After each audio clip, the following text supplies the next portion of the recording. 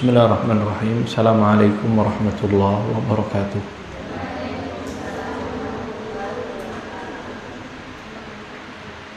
Alhamdulillahirabbil alamin.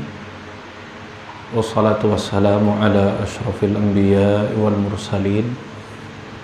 Nabiyina Muhammadin wa ala alihi wa sahbihi ajma'in. Allahumma salli wa sallim ala nabiyina Muhammad wa ala alihi wa sahbihi wa man tabi'ahum bi ihsanin ila yaumiddin, amma ba'd. Kaum muslimah, para akhwat ikhwan sekalian yang dimuliakan oleh Allah, alhamdulillah sore hari ini kita bertemu kembali di kajian sore hari ini, membahas hadis-hadis Nabi Sallallahu Alaihi Wasallam yang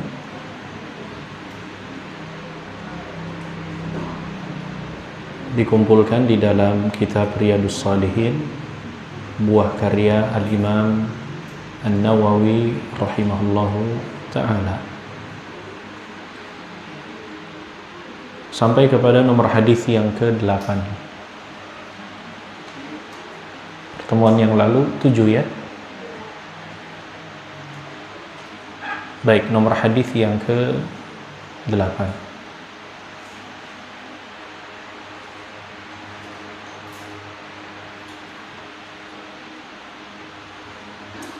Saya bacakan hadisnya. Wa an Abi Musa Abdullah bin Qais Al-Ash'ari radhiyallahu anhu qala su'ila Rasulullah sallallahu alaihi wasallam 'anil rajul yuqatilu syaja'ah wa yuqatilu hamiyah wa yuqatilu riya'an ayu dzalika fi sabilillah. Faqala Rasulullah sallallahu alaihi wasallam man qatala litakuna kalimatullahi hiyal ulya fahuwa fi sabilillah. Muttafaqun alaih. Wa an Abi Musa Abdullah bin Qais Al-Ash'ari, dari Abu Musa Abdullah bin Qais Al-Ash'ari radhiyallahu an, semoga Allah meridainya. Qala, berkata, su'ila Rasulullah sallallahu alaihi wasallam, Rasulullah sallallahu alaihi wasallam ditanya, anir rajuli yuqatilu syaja'atan, tentang seseorang yang berperang karena ingin menunjukkan syaja'ah, menunjukkan sifat keberaniannya. Wa yuqatilu hamiyatan, dan ada juga yang ingin berperang karena hamiyah. Hamiyah itu ya maknanya adalah untuk hamiyah, menunjukkan, memamerkan kesukuannya, atau mungkin sederhananya hamiyah ingin menunjukkan karena kesombongan. Kemudian wa yuqatilu riya'an, dan ada yang pula berperang karena riya. Ayu dzalika fi sabilillah, maka manakah di antara semua itu yang termasuk berperang fi sabilillah, di jalan Allah Subhanahu wa taala? Faqala Rasulullah sallallahu alaihi wasallam, maka Rasulullah sallallahu alaihi wasallam menjawab, man qatala litakuna kalimatullahi hiyal ulya, barang siapa yang berperang yang tujuannya untuk meninggikan kalimat Allah Subhanahu wa taala menjadi mulia, menjadi tinggi, fahuwa fi sabilillah, maka itulah orang yang berperang di jalan Allah Subhanahu wa taala, atau dialah orang yang fi sabilillah. Dialah orang yang berperang, apabila dia mati maka dia termasuk di antara orang yang mendapatkan pahala fi sabilillah. Muttafaqun alaih. Hadis ini diriwayatkan oleh Al-Imam Al-Bukhari di dalam sahihnya dan Al-Imam Muslim di dalam sahihnya. Ikhwan akhwat sekalian yang dimuliakan Allah Subhanahu wa taala,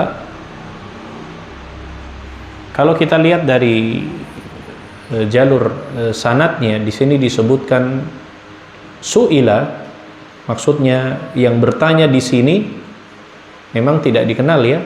Di sini su'ila Rasulullah sallallahu alaihi wasallam 'anil rajuli yuqatilu syaja'ah. Jadi kalimat di situ ketika ditanya oleh sebagian sahabat, maka disebutkan bahwa yang bertanya itu bernama Lahik bin Dimrah Al-Bahili radhiyallahu an. Lahik bin Dimrah Al-Bahili, salah seorang sahabat yang bertanya kepada Nabi sallallahu alaihi wasallam tentang pertanyaan yang tadi diajukan tadi.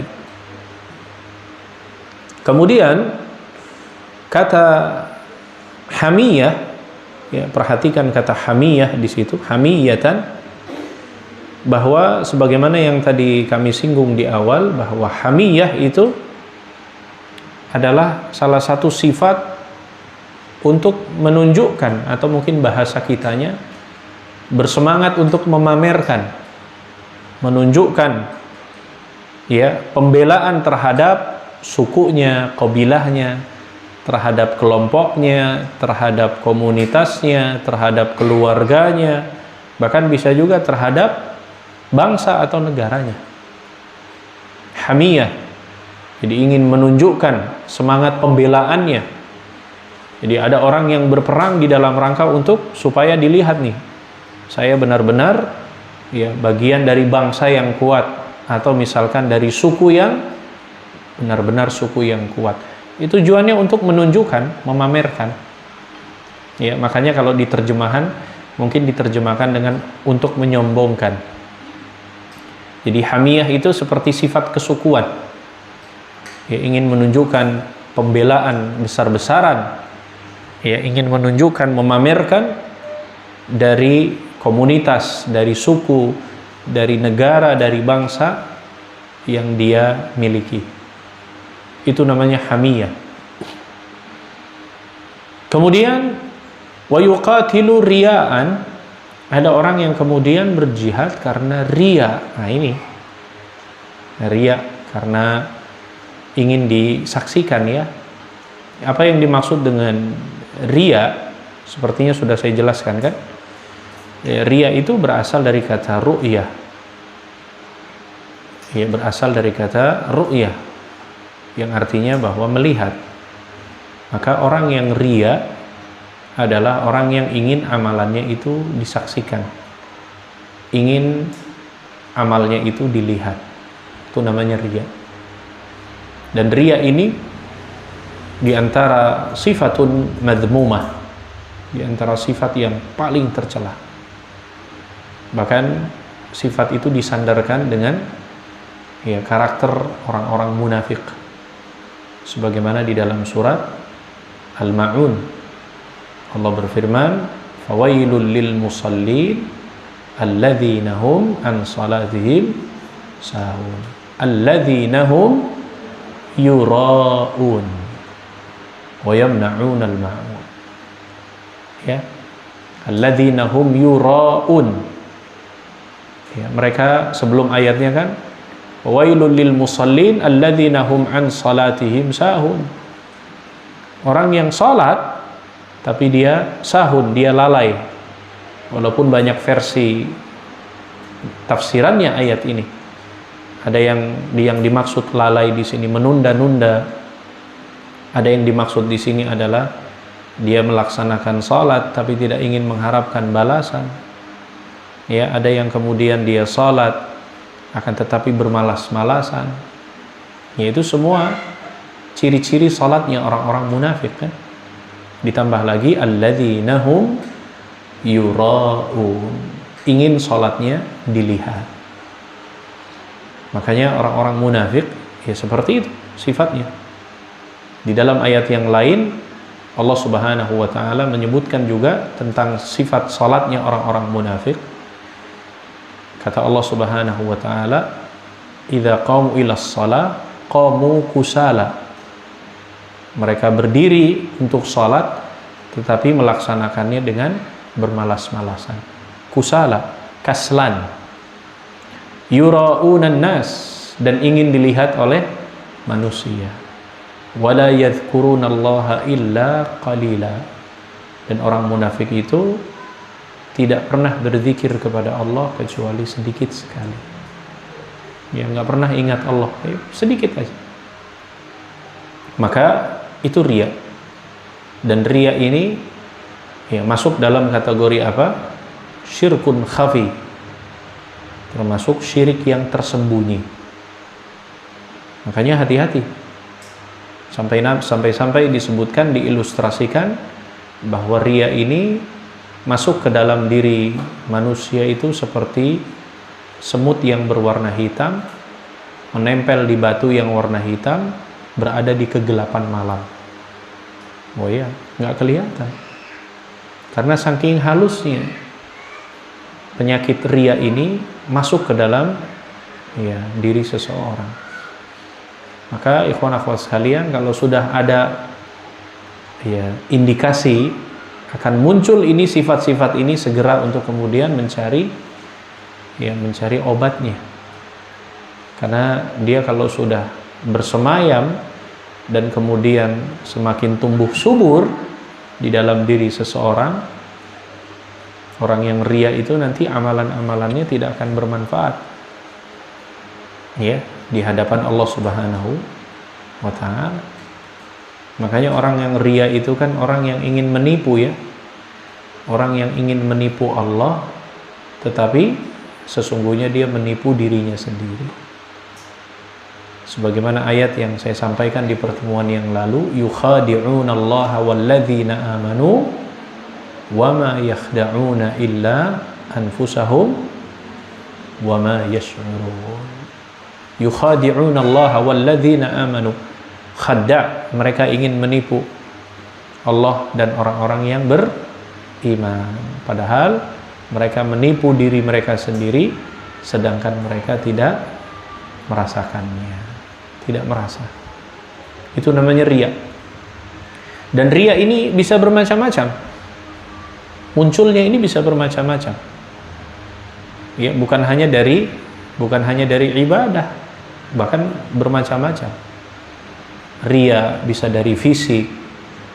Riya juga bisa dari ya karena popularitas.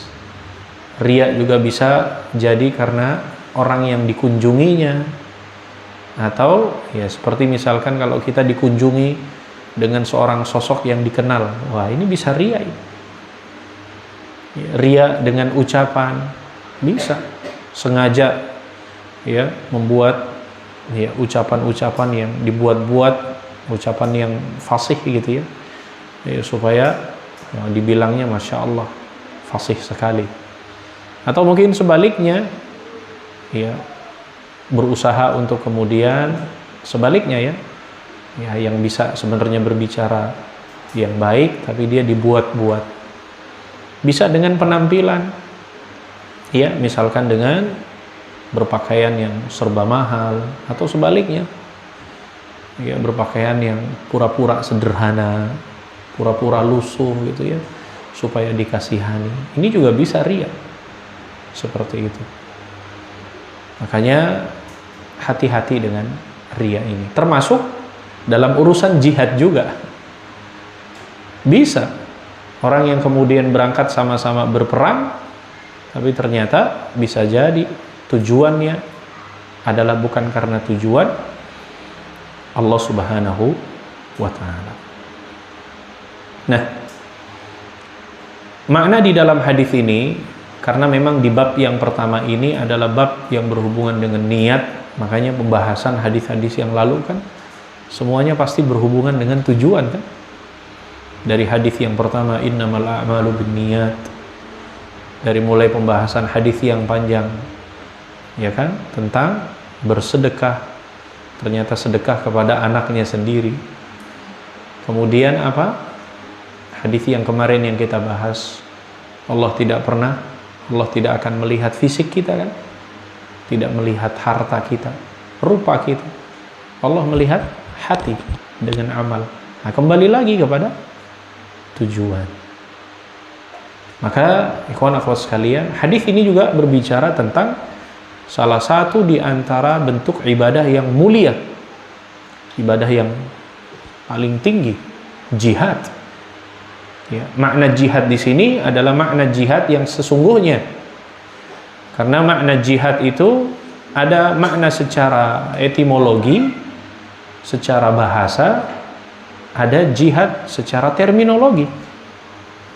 Bahkan di dalam buku-buku fikih ini masuk dalam pembahasan khusus.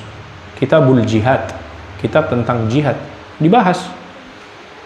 Ya, kitab tentang berperang, ghazwah, berjihad, apa saja syaratnya, ketentuannya.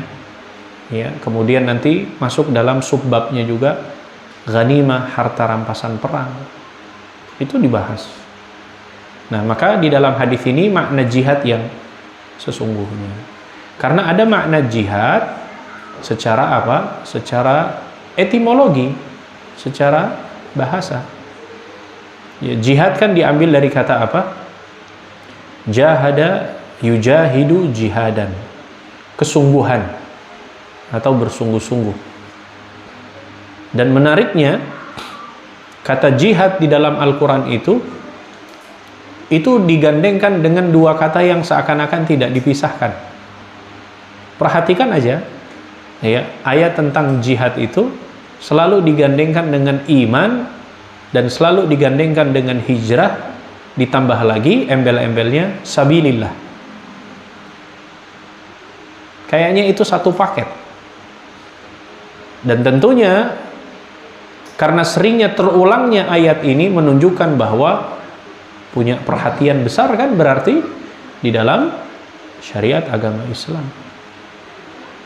Walladzina amanu wahajaru wajahadu, biasanya begitu. Amanu, hajaru, jahadu. Atau amanu, jahadu fi sabilillah. Orang-orang yang beriman, orang-orang yang berhijrah, orang-orang yang berjihad fi sabilillahi bi amwalihim wa anfusihim. Wah, biasanya gitu. Dengan harta mereka, dengan jiwa mereka. Karena memang ini unsur. Jadi sampai-sampai dikatakan bahwa orang yang berjihad ini dengan orang yang berhijrah itu, maka barometernya itu adalah iman. Jadi orang-orang yang berhijrah, lagi-lagi ini hijrah itu kan secara bahasa maknanya adalah at-tarku, ya, meninggalkan. Ya, meninggalkan tempat, meninggalkan tempat yang tidak nyaman menuju tempat yang lebih aman. Ya. Ataupun hijrah secara maknawiyah adalah meninggalkan sesuatu yang dilarang oleh Allah Subhanahu wa ta'ala. Meninggalkan kekufuran menuju keimanan, meninggalkan kesyirikan menuju tauhid, meninggalkan bid'ah menuju sunnah, itu namanya hijrah. Maka barometernya apa? Iman.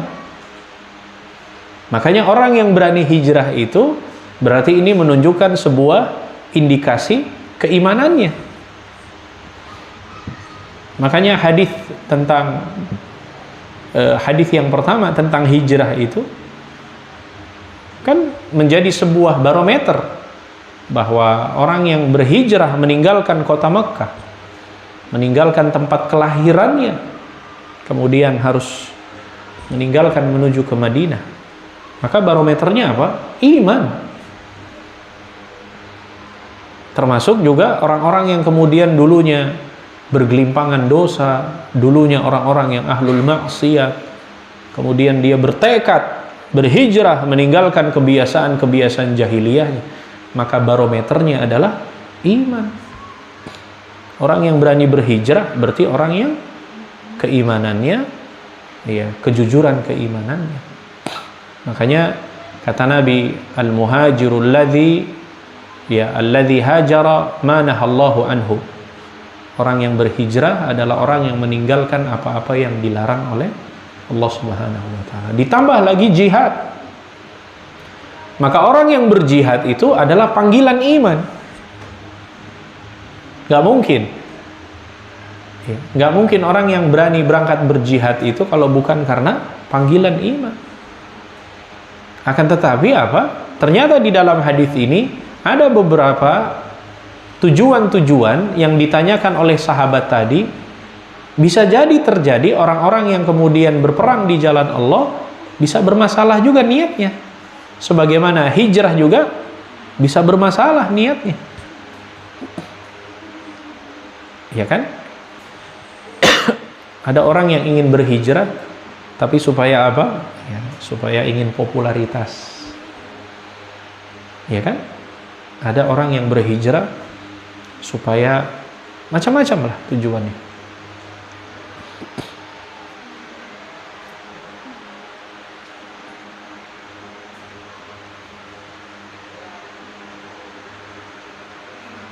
Syukran.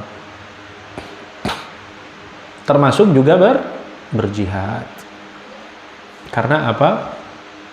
Ya, dua bagian ini ya merupakan yang semestinya adalah tujuan-tujuannya harus bermuara kepada Allah Subhanahu wa taala. Makanya ayatnya yang saya sampaikan yaitu satu paket. Alladzina amanu wa hajaru wa jahadu fi sabilillah. Ya, konteks makna jihad yang sebenarnya. Sedangkan makna jihad secara etimologi kan kesungguhan, ya, bersungguh-sungguh, ya, mujahadah. Sering kita dengar kalimat mujahadah, kesungguhan, bersungguh-sungguh. Sebagaimana firman Allah di akhir surat Al-Ankabut, ya, walladzi Allah Subhanahu wa taala berfirman, walladzina jahadu fina lanahdiyannahum subulana wa innallaha lama'al muhsinin. Walladzina jahadu fina, orang-orang yang bersungguh-sungguh di jalan Allah Subhanahu wa taala, lanahdiyannahum subulana, maka Allah akan berikan petunjuk jalan yang lurus. Ya, kalimat di situ walladzina jahadu, kesungguhan. Tapi ya, dan sebelum saya bahas makna jihad secara terminologi dan makna jihad secara etimologi ini bisa ditempatkan dalam berbagai macam pos.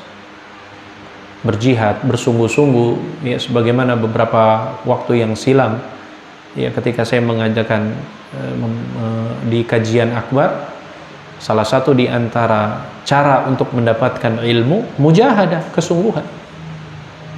Termasuk kalian belajar di sini ya nggak bisa santai-santai. Kalau kalian punya target, kalian punya cita-cita, maka harus ada kesungguhan. Bahkan sampai sempat saya sampaikan wasiatnya Al-Imam Asy-Syafi'i rahimahullahu ta'ala, ya akhi lan tanalal ilma illa bisittah, kan gitu. Wahai saudaraku, engkau tidak akan bisa mencapai ilmu sampai engkau menempuh dengan 6 cara. Yang pertama kali disebutkan apa? Wajtihadun, kesungguhan, bersungguh-sungguh, jihad. Nah, ada juga para ulama menjelaskan di antara jihad yang harus ada di dalam diri seorang muslim, yang pertama adalah jihadun nafs, jihad bersungguh-sungguh melawan hawa nafsu yang ada di dalam diri kita. Hawa nafsu yang ada di dalam diri kita. Kenapa ikhwan akhwat sekalian? Karena jihad melawan hawa nafsu. Hawa nafsu itu yang ada di dalam diri kita, itu selalu mengajak pemiliknya untuk berbuat yang tidak baik. Yang ada di dalam diri. Maka kita harus bersungguh-sungguh melawannya. Sebagaimana dalam surat Yusuf, Allah Subhanahu wa taala mengatakan, "Wa ma ubarri'u nafsi, innan nafsa la'ammaratun bisu." Yusuf ketika mengatakan, saya berlepas diri dari hawa nafsu karena sesungguhnya hawa nafsu itu selalu mengajak untuk berbuat yang tidak baik. Maka kita harus bersungguh-sungguh melawannya. Karena hawa nafsu itu selalu mengajak diri kita untuk melakukan hal-hal yang bertentangan. Maka kita butuh yang namanya kesungguhan untuk melawannya. Yang kedua, jihad terhadap syaitan. Berjihad, bersungguh-sungguh untuk melawan syaitan, godaan syaitan dan antek-anteknya ini. Ya, karena syaitan itu akan senantiasa berusaha untuk bagaimanapun caranya agar menggelincirkan diri kita. Dan caranya syaitan itu luar biasa. Dia membinasakan anak cucu Adam itu ya memang tidak sekaligus. Caranya syaitan itu di dalam rangka menggoda kita itu, caranya adalah perlahan demi perlahan. Kalau bahasa kitanya apa? Step by step. Step by step. Karena memang ayatnya berbunyi apa? Wala tattabi'u khutuwatis syaitan. Dan janganlah kalian mengikuti langkah-langkahnya syaitan. Memang dia satu tahap. Dia nggak sekaligus. Sampai pada akhirnya berhasil dia menggelincirkan kita. Maka butuh yang namanya kesungguhan. Ada jihad di dalam rangka melawan godaan-godaan syaitan. Nah, itu jihad secara etimologi. Nah, adapun konteks di dalam hadis ini adalah makna jihad sesungguhnya, yaitu adalah bersungguh-sungguh untuk kemudian melawan musuh-musuh kaum muslimin, orang-orang kufar. Ya, dengan apa? Ya, tentunya dengan persenjataan yang kuat. Melawan musuh-musuh kaum muslimin, melawan orang-orang kufar. Berjihad yang tujuannya di dalam rangka untuk meninggikan kalimat Allah Subhanahu wa taala. Yang dimaksud dengan kalimatullah itu maksudnya adalah kalimat la ilaha illallah. Karena tidak ada kalimat Allah yang paling tinggi melainkan kalimat tauhid tadi. Kalimatullah la ilaha illallah. Nah, disinilah hadis ini menjelaskan kembali ya tentang bahwa ternyata dalam urusan jihad pun yang akan dinilai menjadi pahala dan orang-orang yang mendapatkan ya syahadah sebagai orang yang mati syahid, mereka adalah orang-orang yang lurus niatnya, tujuannya adalah di dalam rangka untuk meninggikan kalimat Allah Subhanahu wa taala.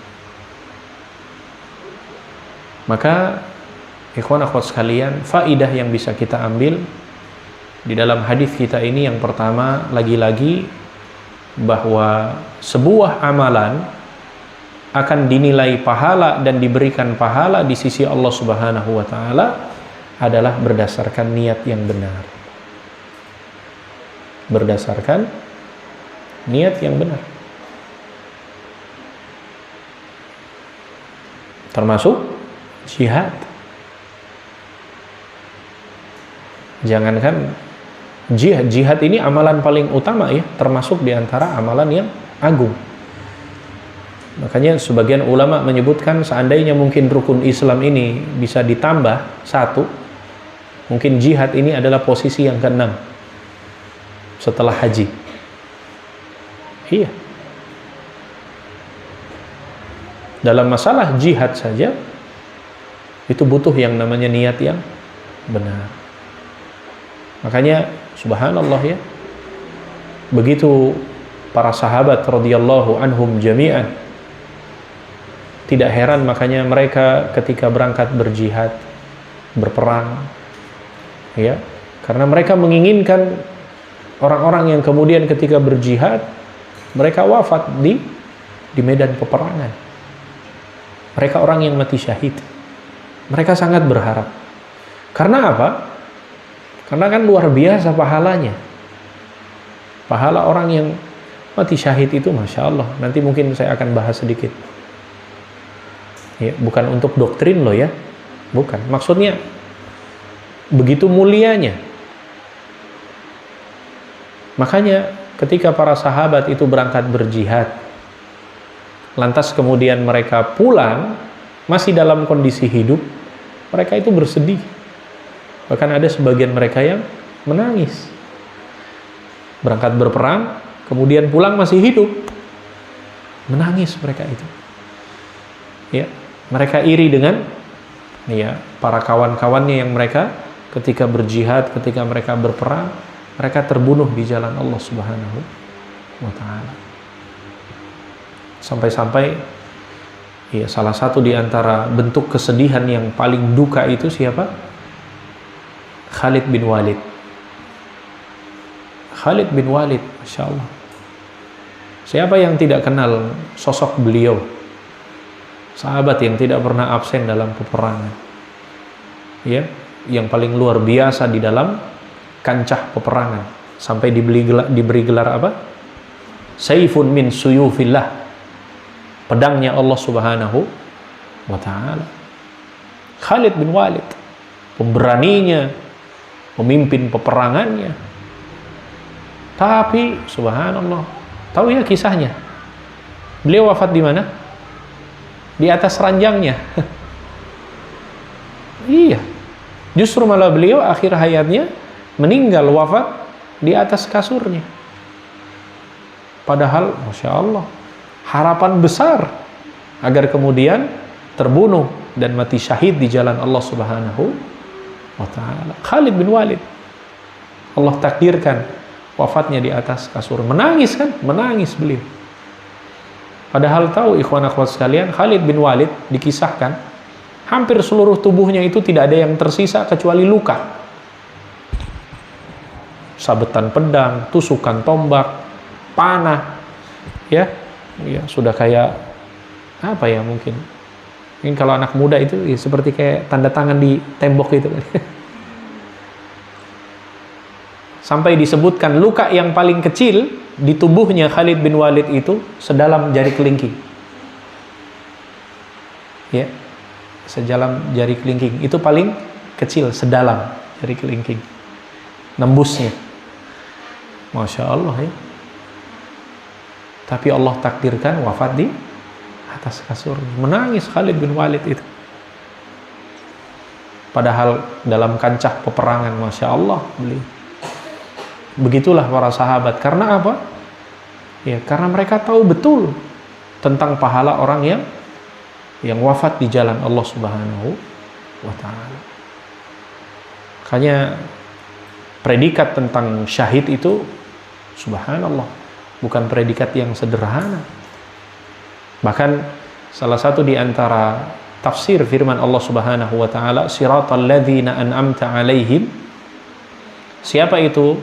Jalan orang-orang yang diberikan nikmat oleh Allah Subhanahu wa Ta'ala, jalan yang lurus adalah siratal ladzina an'amta 'alaihim, jalan orang yang diberikan nikmat oleh Allah Subhanahu wa Ta'ala. Siapa di antara merekanya?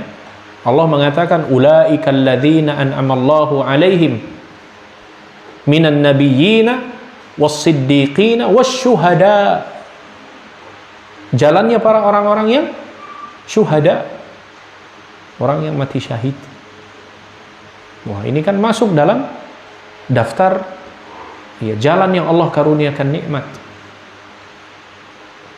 Oleh sebab itulah kembali lagi bahwa faidah yang pertama bahwa amalan akan dibalas, amalan akan diganjar pahala oleh Allah Subhanahu wa Ta'ala, maka berdasarkan niat. Lagi-lagi ya, dan Al-Imam An-Nawawi ini Masya Allah ya, hadis-hadis awal itu semua berbicara tentang niat. Karena ya saking pentingnya masalah ini. Mungkin kalau teori kita bisa hatam ya. Mungkin kalau teori mencatat kita bisa banyak. Tapi actionnya itu pembiasaan. Karena niat itu sifatnya adalah berubah-ubah. Sama nih, sore hari ini kita ngaji ini. Mungkin setiap sore atau mungkin kajian-kajian yang lainnya. Bisa jadi kita semua ini sama, duduk di sini sama-sama duduk, sama-sama mencatat. Ya. Tapi bisa jadi mungkin kualitas pahalanya antara satu dengan kita yang lainnya berbeda-beda. Dan masalah niat itu kan nggak ada yang tahu. Sama-sama datang bawa buku, sama-sama nyatet pakai pulpen, sama-sama mendengarkan dengan khusyuk, tapi kan nggak tahu. Urusan niat kan urusan Allah Subhanahu wa ta'ala. Tapi Allah tahu betul. Jangankan sebelum kita berbuat ya, dari sebelum kita melakukan, dari apa yang kita niatkan saja, itu Allah sudah tahu. Subhanallah ya. Bahkan sampai-sampai ada di antara orang-orang soleh terdahulu itu, mereka belajar menuntut ilmu syar'i itu baru setelah 20 tahun itu baru mereka bisa merasakan yang namanya keikhlasan dalam belajar itu. 20 tahun. Jadi 20 tahun sebelumnya itu ya apalagi kita ya, kalau kemudian baru setahun 2 tahun gitu. Terus berusaha untuk sampai benar-benar kita ini menikmati, merasakan lezatnya ketika kita beribadah kepada Allah Subhanahu wa ta'ala. Ada di antara orang-orang soleh terdahulu ya, 30 tahun melaksanakan sholat malam, baru di 10 tahun yang terakhir baru merasakan nikmatnya sholat malam. Berarti 20 tahun sebelumnya, Masya Allah, bayangkan ya. Karena apa? Nih, penting ya. Bahkan dalam hadis yang sebelumnya yang kita bahas bahwa seseorang akan dihisab, akan dibangkitkan dan dibalas sesuai dengan niatnya, dan itu hanya Allah yang mengetahui. Sampai-sampai saya menjelaskan bahwa ya termasuk seseorang tidak boleh menghukumi sesuatu itu dari yang tidak nampak. Nggak boleh kemudian kita hanya menduga-duga ya, ini ngajinya nggak ikhlas nih, oh ini sedekahnya nggak ikhlas. Emang tahu dari mana? Ya, nggak bisa menduga-duga, karena masalah niat itu urusan antara pelakunya dengan Allah Subhanahu wa ta'ala. Yang kedua, faedah yang kedua, bahwa hadis ini juga menerangkan tentang celaan terhadap orang-orang yang kemudian berjihad untuk kepentingan-kepentingan dunia.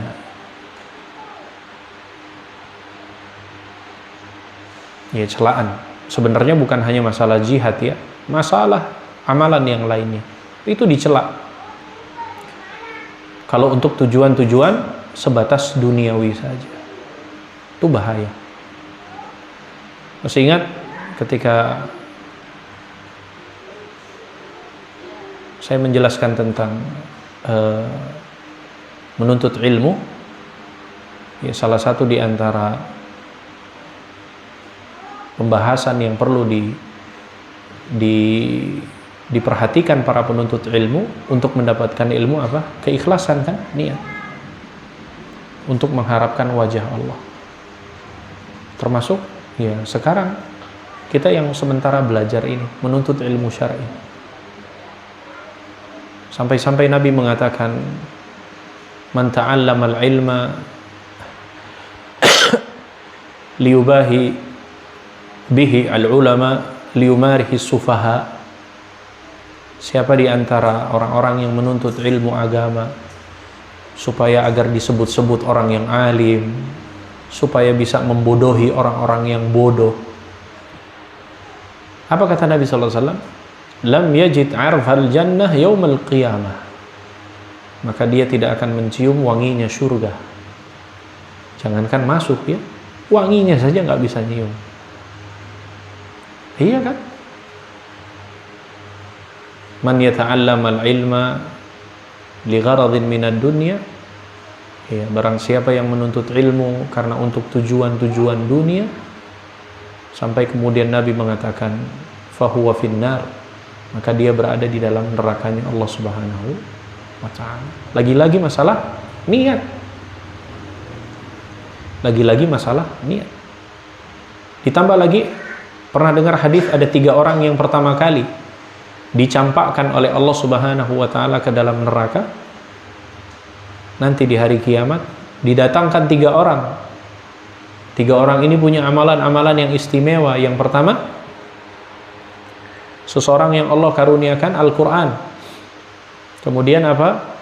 Yang harusnya kemudian dia belajar, mengajarkan, didatangkan. Maka orang ini mengatakan, saya belajar Al-Quran, saya mengajarkan dalam rangka ya supaya sering-sering menyebut-nyebut namamu, mengagungkan namamu. Apa kata Allah? Kadzabta, engkau berdusta. Ya, engkau belajar Al-Quran supaya disebut-sebut Allah, suaranya bagus, hafalannya banyak. Faturiha ilan nar, maka Allah lempar ke dalam neraka. Didatangkan orang kedua. Siapa? Orang yang dermawan kan? Orang yang rajin bersedekah. Allah tanya lagi, untuk apa tujuan bersedekah? Supaya membantu kaum muslimin, ya, supaya tujuan ini. Allah mengatakan apa? Kadzabta, engkau berdusta. Ya, engkau bersedekah supaya disebut-sebut namanya, supaya dikatakan fulan karim, fulan dermawan. Allah lempar masuk ke dalam neraka. Yang ketiga siapa? Orang yang berjihad. Allah bertanya, untuk apa engkau berjihad? Di dalam rangka untuk membela agamamu, meninggikan kalimatmu. Allah mengatakan, engkau berdusta. Ya, engkau berperang, berjihad supaya disebut-sebut, ya, supaya dikatakan fulan mati syahid. Masuk ke dalam neraka. Subhanallah. Semua binasa disebabkan karena bermasalah niat. Maka tercela, ya, celaan terhadap orang-orang yang ya beribadah, orang-orang yang kemudian melakukan ketaatan karena untuk kepentingan-kepentingan dunia. Faidah yang ketiga, bahwa keutamaan jihad, ya, keutamaan berjihad dan ya orang-orang yang mati syahid di jalan Allah Subhanahu wa ta'ala. Banyak hadis-hadis yang menyebutkan ya, tentang pahala ya orang-orang yang mati syahid, orang yang terbunuh di jalan Allah Subhanahu wa ta'ala. Di antaranya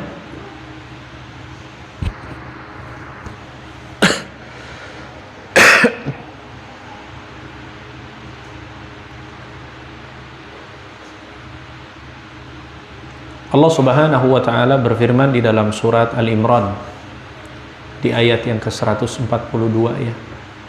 Am hasibtum an tadkhulul jannata walamma ya'lamillahu alladhina jahadu minkum wa ya'lamas sabirin.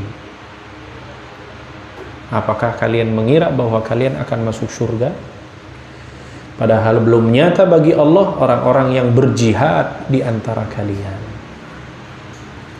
Artinya apa? Ya, ini menunjukkan bahwa jihad adalah salah satu salah satu peluang paling terbesar untuk mendapatkan surganya Allah Subhanahu wa ta'ala.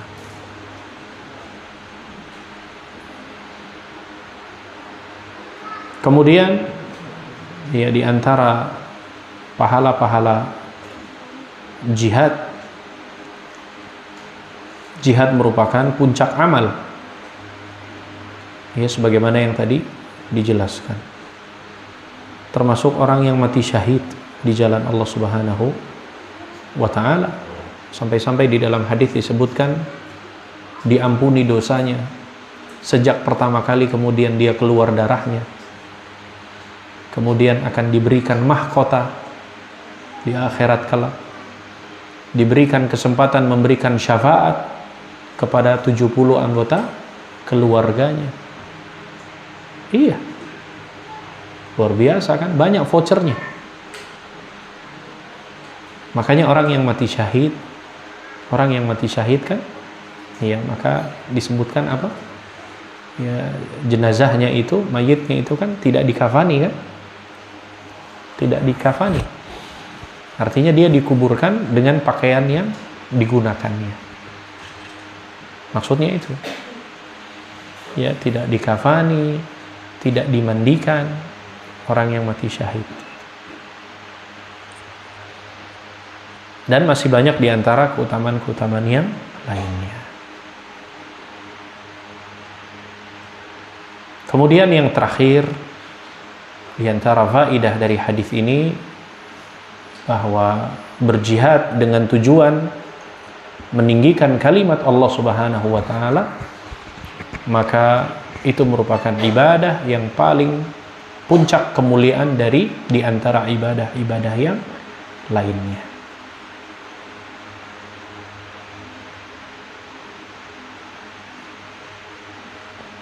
Saya kira itu mungkin ikhwan akhwat sekalian hadis kita di kesempatan sore hari ini. Mudah-mudahan ada manfaatnya. Insyaallah nanti kita ketemu lagi di pertemuan yang akan datang. Demikian, wassallallahu ala nabiyina Muhammad wa ala alihi wa sahbihi ajma'in, wa akhiru da'wana alhamdulillahi rabbil alamin. Assalamualaikum warahmatullahi wabarakatuh.